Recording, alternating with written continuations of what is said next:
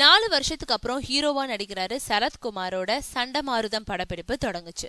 சரத்குமார் கடைசியா சோலோ ஹீரோவா நடிச்ச படம் ஜக்குபாய். அதுக்கப்புறம் காஞ்சனா, சென்னையில ஒரு நாள், நிமிர்ந்து நில், கொலையா கொலையா, முந்திரிக்கா படங்கள்ல முக்கிய கேரக்டர்ல நடிச்சாரு. மலையாளம் மற்றும் தெலுங்கு படங்கள்லயும் முக்கிய கேரக்டர்கள்ல நடிச்சாரு. இப்போ 4 வருட இடைவேளைக்கு அப்புறம் சரத்குமார் ரெட்டை வேஷங்கள்ல நடிக்கும் படம் சண்டமாருதம். சரத்குமாரோட இணைஞ்ச அவங்க மனைவி Radhika Sarathkumar, magic frames, Lisbon Stephen ஆகியோர் இதனை தயாரிக்கிறாங்க.